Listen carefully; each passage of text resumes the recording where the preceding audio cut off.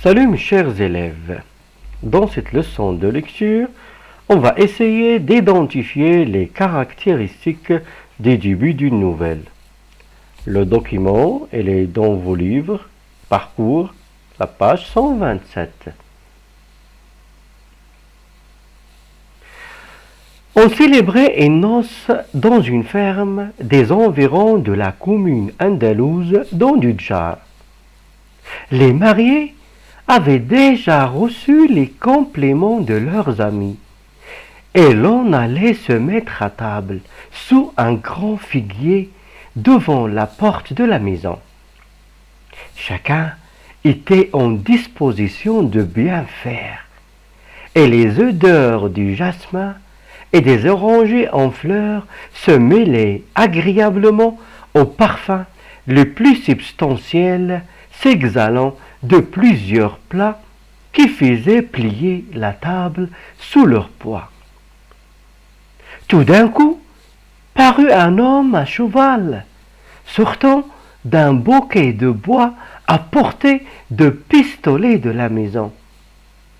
L'inconnu sauta lestement à terre, salua les convives de la main et conduisit son cheval à l'écurie.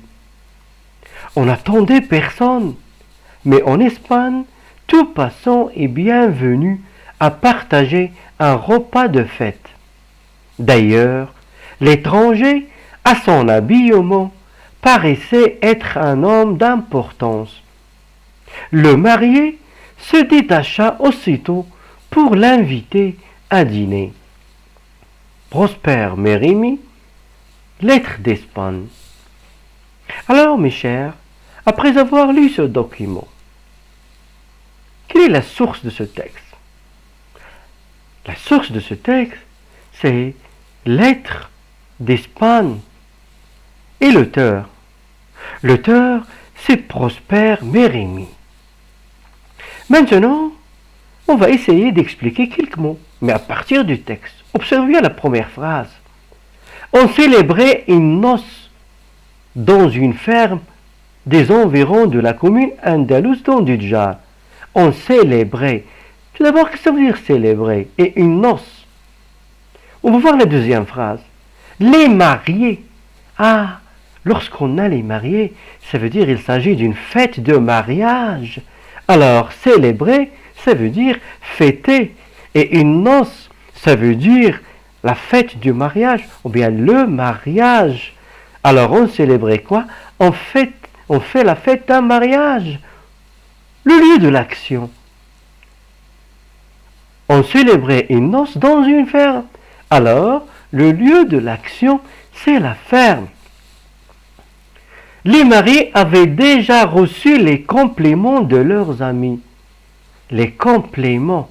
Qu'est-ce qu'on va recevoir?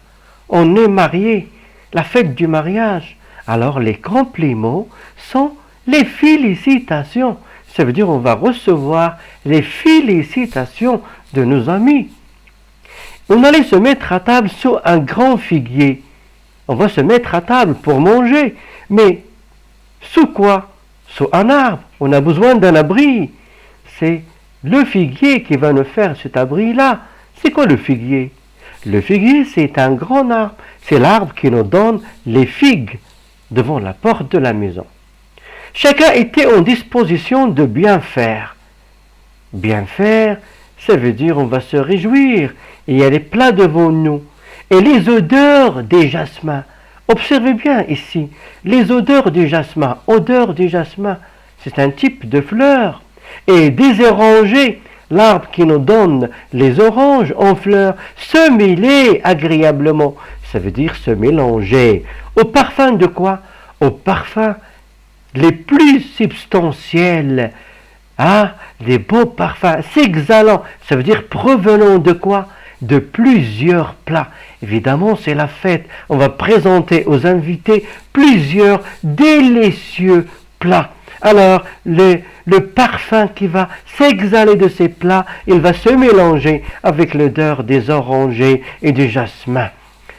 Faisait plier la table sous leur poids.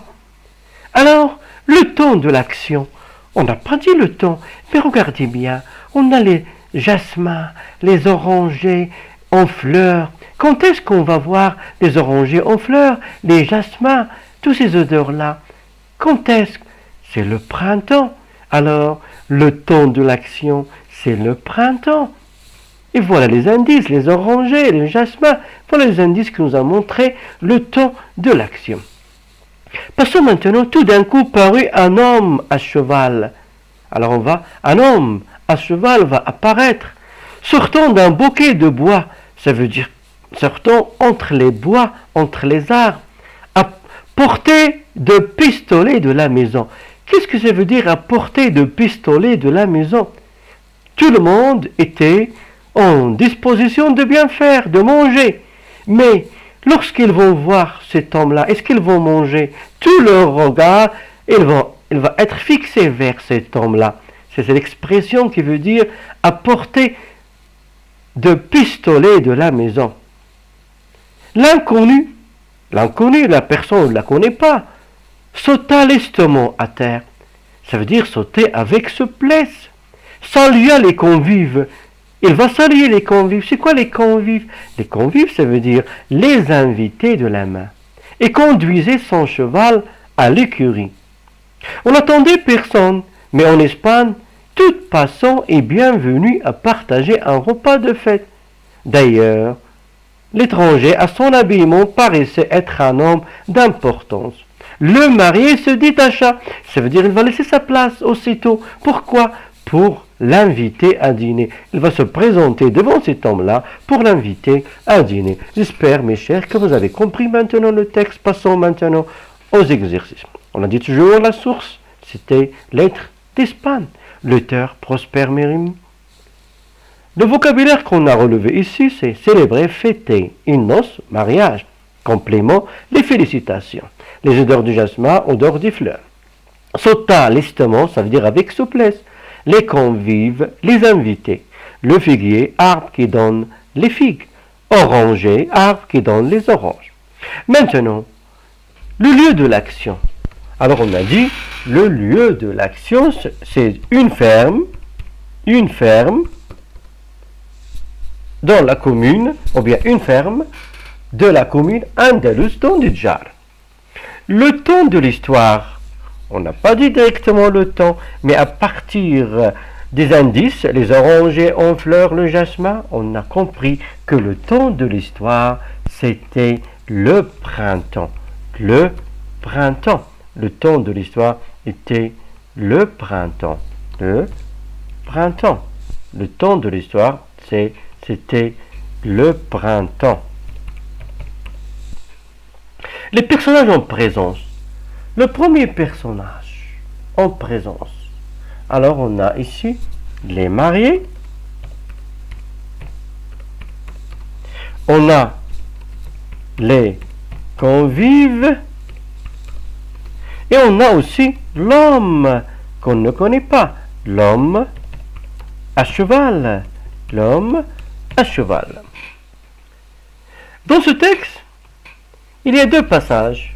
Il y a un passage dominant descriptif, ça veut dire dans lequel on a fait la description. Il y a un passage à dominante narrative. Observons bien le premier passage. On célébrait une noce jusqu'aux environs de la commune andalouse d'Ondidjar, jusqu'à ici, sous leur poids. Chacun était en disposition de bien faire et les odeurs du jasmin. Qu'est-ce qu'on fait? Qu'est-ce qu'on a fait dans ce premier passage? Alors, on a essayé de décrire l'atmosphère, de décrire l'atmosphère. On est dans une fête et on va manger des plats. Et les odeurs des jasmins et des orangers en fleurs, il va se mélanger avec les odeurs et le parfum des plats, s'exhalant de plusieurs plats. Ici, on a fait la description. Alors, le premier passage qui est descriptif, c'est « on célébrait jusqu'à sous leur poids ». Le deuxième passage qui est narratif, ça veut dire on raconte ce qui va se passer. Tout d'un coup parut un homme à cheval, sortant d'un bouquet de bois, à portée de pistolet de la maison. L'inconnu sauta lestement à terre, salua les convives jusqu'à dîner. C'est un passage qui est narratif. Alors, le premier passage qui est à dominante,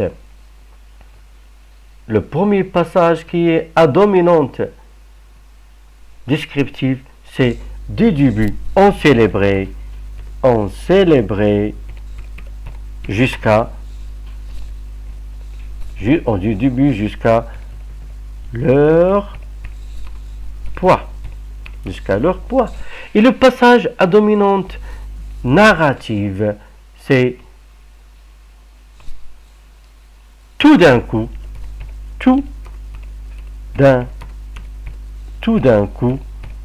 jusqu'à la fin. Tout d'un coup jusqu'à la fin.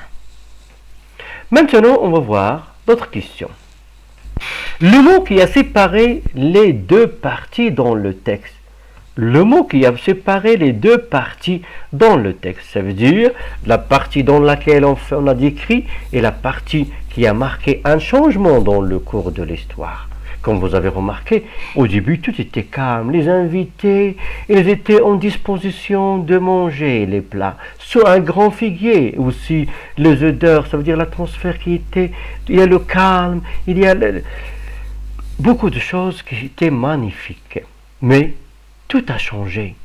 L'arrivée de l'homme à cheval, il a porté le pistolet de la maison. Ça veut dire, on ne va pas manger, mais on va regarder et on va s'interroger qui est cet homme, parce qu'on ne le connaît pas. Alors, quel est le mot qui a séparé les deux parties dans le texte? Le mot, c'est tout d'un coup. Tout d'un coup, c'est le mot qui a séparé les deux parties. Tout d'un coup. Tout d'un coup. Qu'est-ce que ça veut dire tout d'un coup? Ça veut dire tout à coup, ça veut dire c'est une action qui est arrivée brusquement. Tout d'un coup. Maintenant, la première partie dans le texte, il y a le calme. Il n'y a aucun problème. Tout le monde va manger, tout le monde est prêt à manger. Alors on dit, la première partie correspond à la situation, elle correspond à la situation initiale. La situation initiale. Et la deuxième partie correspond à l'élément modificateur. Pourquoi? Parce qu'il a marqué un changement dans le cours de l'histoire. Alors, la deuxième partie correspond à l'événement inattendu. L'événement inattendu. Maintenant, on va voir quelques mots qui indiquent la stabilité dans le récit, le calme. Le premier mot, c'est célébrer. Lorsqu'on fait la fête, ça veut dire il y a le calme, tout est bien. Une noce aussi. Voilà les mots qui indiquent que les choses vont bien au début. Marié avait recevoir les compléments, voilà un autre mot. Hein? Et regardez bien ici, les odeurs du jasmin, les orangers en fleurs, le parfum, bien faire, bien.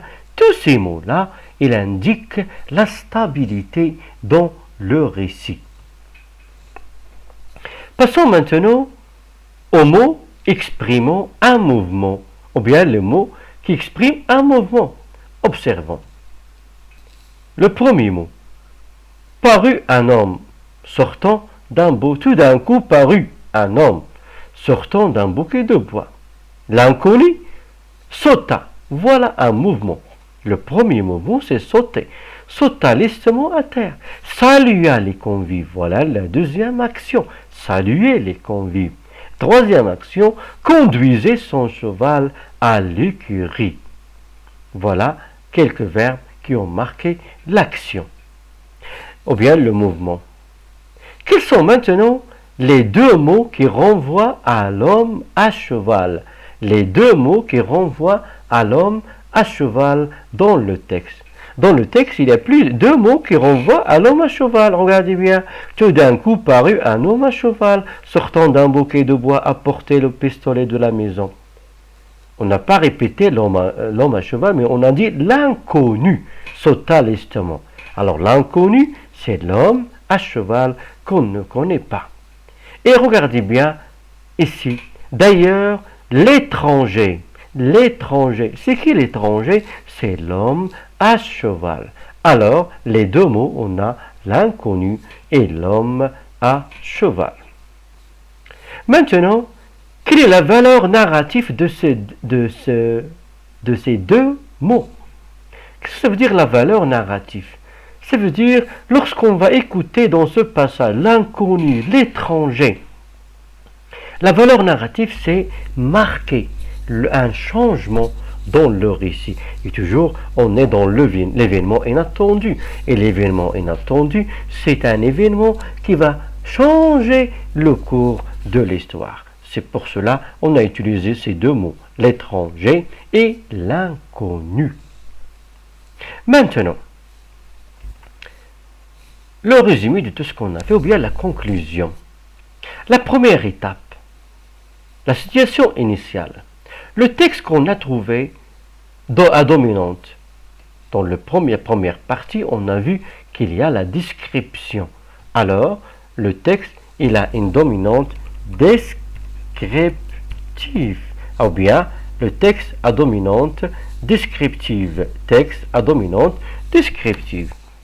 Les temps verbaux qu'on a utilisés, regardez bien, on célébrait l'imparfait, avait reçu le plus que parfait, le verbe recevoir, on allait, et ça veut dire la plupart du verbe était conjugué à l'imparfait. Alors le temps verbaux, on a ici l'imparfait. Type du verbe. Les verbes qu'on a, on allait se mettre à table, chacun était en disposition. Était, c'est un verbe d'état. Alors, la plupart des verbes qu'on a ici sont des verbes d'état. Des verbes d'état. Maintenant, on va voir l'événement inattendu. Tout d'un coup parut, c'est le verbe paraître au passé simple. Un homme à cheval sortant d'un bouquet de bois, l'inconnu sauta, le verbe sauter au passé simple. Lestement à terre, salua les convives. Voilà un autre verbe, deuxième action, le verbe saluer au passé simple. Et conduisez, le verbe conduire au passé simple. Donc, on a dans l'événement inattendu, les temps verbaux, c'est le passé simple. On a utilisé, c'est la dominante, le passé simple. Et toujours, le passage, c'est un passage narratif. Alors, type de texte dominant, type de texte dominant, c'est narratif. Texte narratif. Les verbes maintenant, les types de verbes. Regardez bien, l'inconnu sauta, salua, conduisit. Alors, ils marquent une action. Ce sont des verbes d'action. Sont des verbes d'action. Alors, ils sont des verbes d'action. Alors, on obtient, dans la situation initiale, le texte, il est à dominante descriptif. Et les temps verbaux qu'on a employés, c'est la dominante, on va trouver la dominante de l'imparfait. Les types de verbes souvent utilisés, les verbes d'état. Dans l'événement inattendu, le texte, il est à dominante narratif. Et le temps dominant, c'est le passé simple. Les types de verbes, la plupart des verbes sont des verbes d'action. Alors, j'espère que vous avez compris, mes chers, révision de ce qu'on a vu. On a vu la source, l'auteur. On a vu le mot qui sépare les deux parties dans le texte tout d'un coup. On a dit la première partie correspond à la situation initiale, la deuxième correspond à l'événement inattendu. Les mots indiquant la stabilité, il y a célébré, noces, parfum, bien, odeur du jasmin, etc. Odeur du jasmin, etc. Il y a beaucoup de mots. Les mots qui expriment un mouvement, on a sauté, salua, conduisait, et aussi il y a d'autres mots dans le texte. Les deux mots qui renvoient à l'homme à cheval, on a l'inconnu, l'étranger. On a dit la valeur narrative de ces deux mots, c'est marqué un changement dans le cours de l'histoire. J'espère, mes chers, que vous avez compris. À bientôt.